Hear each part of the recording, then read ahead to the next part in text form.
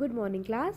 This is Dhara Shrivastava, your English teacher. Students, yesterday I had given you a poem, The Wonderful Words, and I had asked you all to read it. Today I am going to explain you this poem, and you would also learn some difficult words. Okay, so here is a poem about the wonderful words. We all know that we all speak a language. Everybody does speak a language. Okay, every human out here speaks a language. Even animals, they do not have exact words, but they have their voices through which they express their emotions. Haven't you heard a cow mooing, a bee buzzing, a dog barking? So through this, they all express their sentiments, their thoughts, whatever they feel. So here we also have language. Okay, when you feel whatever you feel like, you say it in words. Okay, so however you say it expresses how you feel it. So imagine if there was no language. Imagine there were people just sitting silently in a mute mode and no voices at all. How would that work? Would that be interesting enough? How would one communicate without it?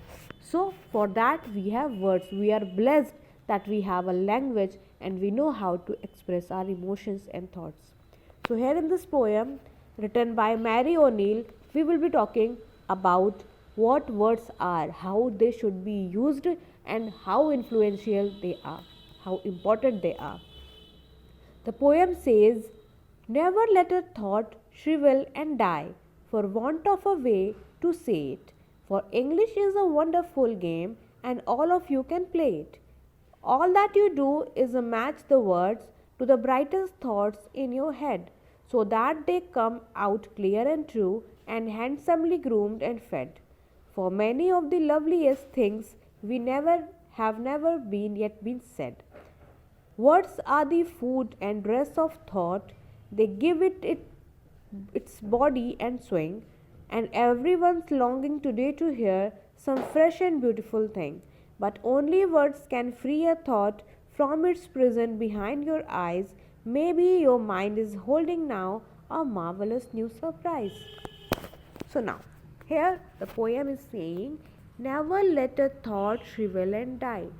कोई भी ख्याल जो आपके दिमाग में आता है, आपके माइंड में आता है, never let it shrivel and die. कभी भी उसे मुरझाने मत दीजिए या उसे मरने मत दीजिए. श्रिवल मीन्स मुरझाना. ओके, सैड हो जाना नहीं कहते, घूम कर जाते हैं चीज़ें, वैसे. For want of a way to say it, सिर्फ इसलिए क्योंकि आपको ये नहीं पता कि आपको उसे कहना कैसे है, इस वजह से आप किसी भी थॉट को अपने अंदर, अपने माइंड के अंदर, डोंट लेट इट श्रिवल और डाई, उसे बिल्कुल भी मुरझाने मत दीजिए, उसे दबा के मत रखिए या उसे मरने मत दीजिए. You have a language, just express it. For English is a wonderful game and all of you can play it. क्योंकि आपके पास एक लैंग्वेज है, आपके पास इंग्लिश जैसी एक लैंग्वेज है, एंड जिसके माध्यम से, जिसकी हेल्प से आप अपने सारे थॉट्स को एक्सप्रेस कर सकते हैं, खेल सकते हैं आप वर्ड्स के साथ, और आप अपने सारे इमोशन जो भी आपके माइंड में चल रहा है आप उसे एक्सप्रेस कर सकते हैं. All that you do is match the words to the brightest thoughts in your heads.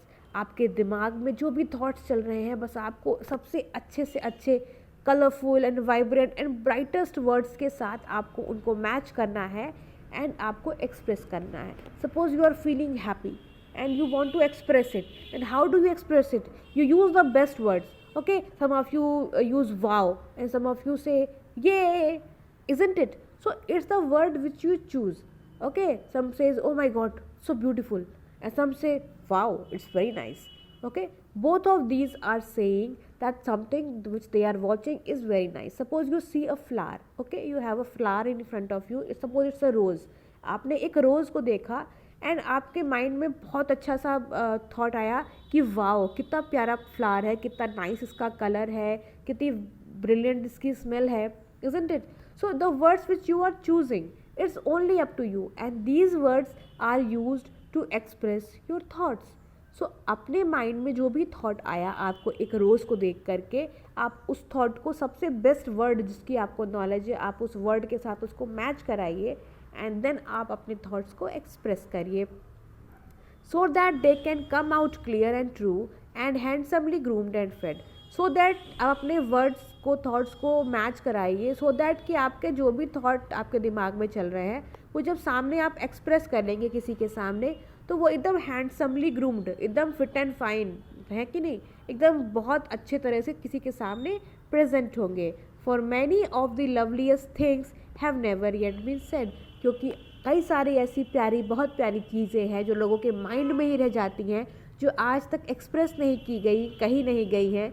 लेकिन ऐसा नहीं है कि उनको एक्सप्रेशन नहीं चाहिए, वो चीज़ें भी एक्सप्रेस हो सकती हैं।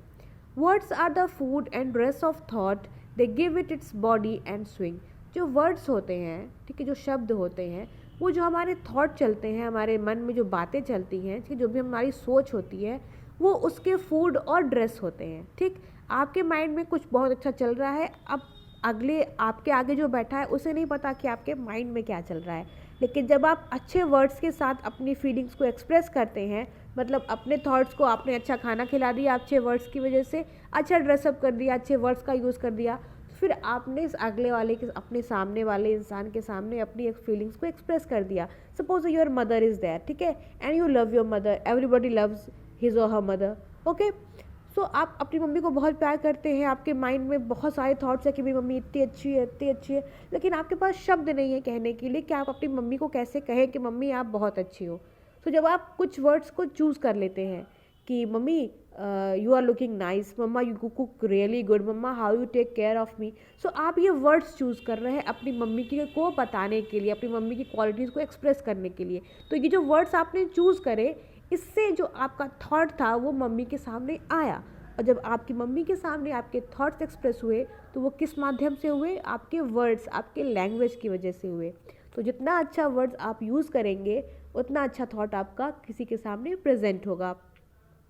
And every one's longing today to hear some fresh and beautiful thing, और हर कोई आज के ज़माने में लॉन्गिंग मतलब तरस रहा है, सुनना चाह रहा है कुछ बहुत ही प्यारे और ब्यूटीफुल बातें।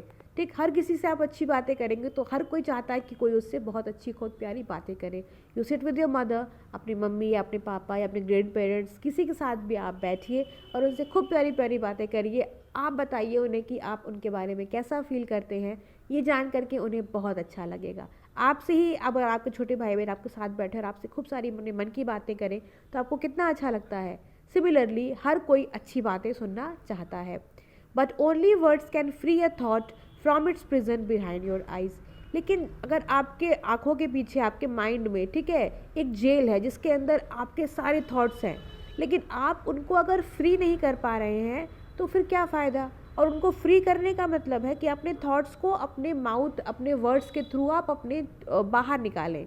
ठीक है, अपनी बॉडी से, अपने माइंड से जब आप चीज़ों को बोल देंगे तो वो आपके जो थॉट होंगे वो बाहर आ जाएंगे, और वो जो जेल जो आपके माइंड में, आपके ब्रेन में जो थॉट्स कैद थे वो अब फ्री होकर के ट्रैवल करेंगे, जिसको भी आप बताना चाहते हैं अपनी मन की बातें।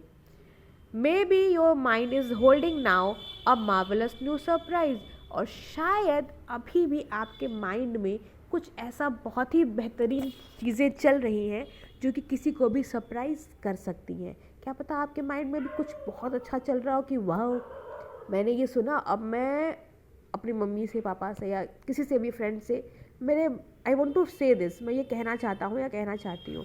तो हो सकता है आपकी जो बात, थॉट आपके माइंड में चल रहा है वो बहुत ही अच्छा हो, और जब आप उसको वर्ड्स के थ्रू, लैंग्वेज के थ्रू किसी के सामने एक्सप्रेस कर देंगे तो दैट माइट सरप्राइज समवन। क्या पता जिसको आप कहेंगे वो आपकी बातों से बहुत खुश हो जाए, बहुत सरप्राइज हो जाए और बहुत हैप्पी हो जाए।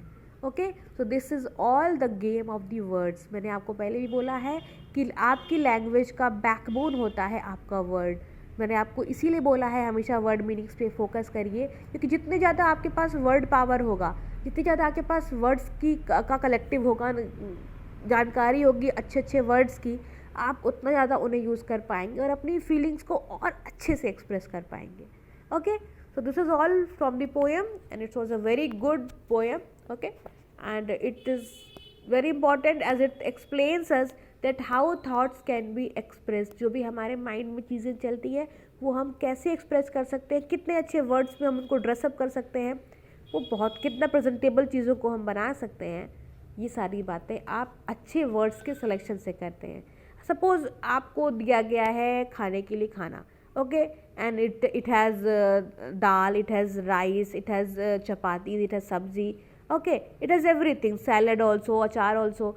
और ये सारी चीज़ें अगर आपको प्लेट में सजा के दी जाएँ तो कितना अच्छा लगता है खाना। और वही ये सारी चीज़ें प्लेट में रैंडमली रख दी जाए, बिल्कुल भी सजाया ना जाए, तो वो खाना खाने का मन करता है? बिल्कुल भी नहीं। तो इसीलिए खाना सेम है, पहले भी वही था, अभी भी वही है, लेकिन प्रेजेंटेशन किस तरह से आप उसको प्रेजेंट करते हैं किसी के सामने, कितने अच्छे तरीके से आप अगले के सामने उसको परोसते हैं, रखते हैं, ठीक है, तो दैट शोज़ कि आप कैसा फील करते हैं। वही बातें आपके थॉट के साथ है, आपके माइंड में कुछ बहुत अच्छी चीज़ें चल रही हैं, कुछ बहुत अच्छा चल रहा है, ओके, लेकिन अगर आप उसको अच्छे से एक्सप्रेस नहीं कर पा रहे, किसी सामने वाले के सामने रख नहीं पा रहे, सो इट्स टोटली वर्थलेस, तो उसका कोई मतलब ही नहीं है। इसीलिए अच्छे वर्ड्स का चुनाव करें, अच्छे से अपनी बातों को, अपने थॉट्स को अगले वाले के सामने एक्सप्रेस करें।